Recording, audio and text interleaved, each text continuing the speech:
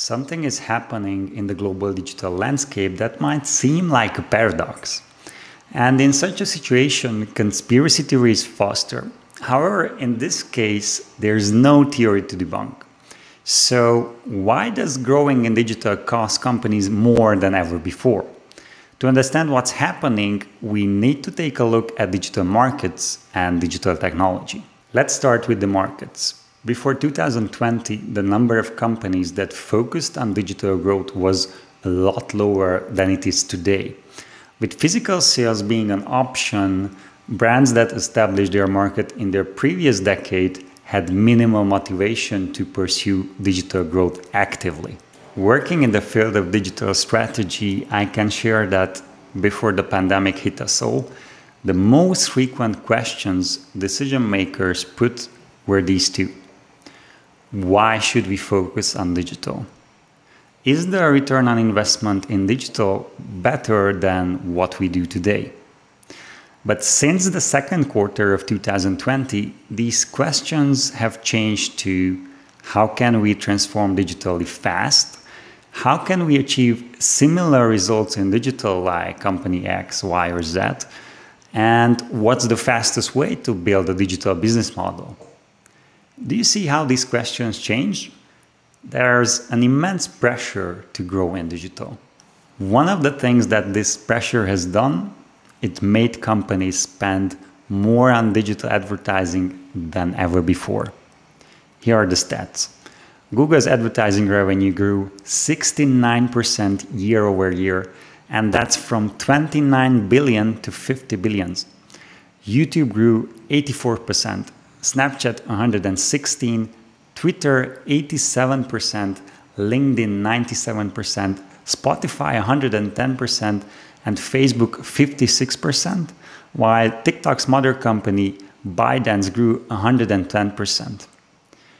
These growth numbers are amazing for them, but they are pretty bad news for those who just started focusing on their digital growth. Why am I saying that? Imagine there's a lake, and the owner of the lake sells fishing licenses.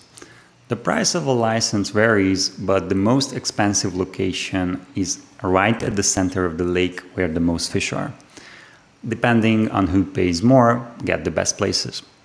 Before the pandemic, there were 100 fishermen on the lake, but now there are 200 and the number is growing. So what does that do to license prices?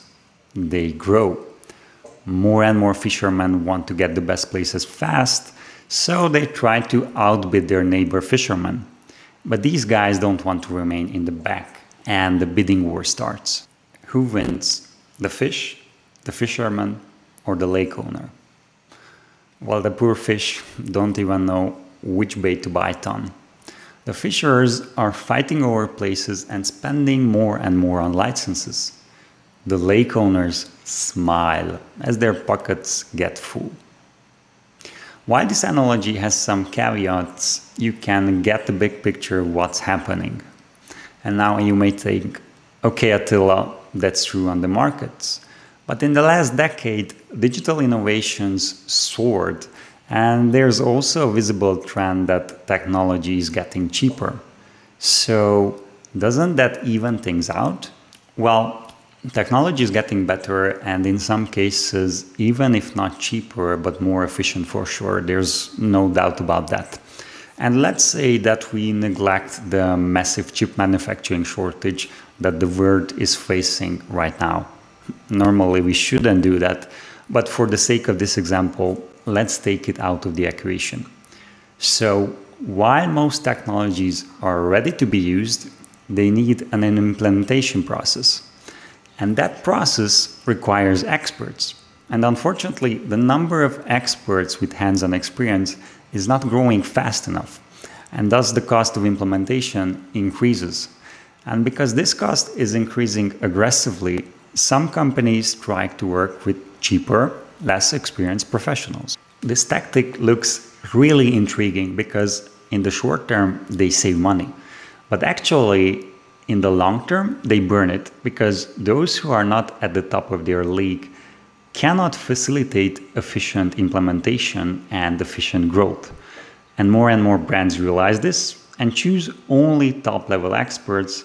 And as the number of these people is not increasing at the required pace, the cost of paying them is growing really fast. So those who promise you fast and cheap growth in digital usually don't know what they do and don't understand the global markets.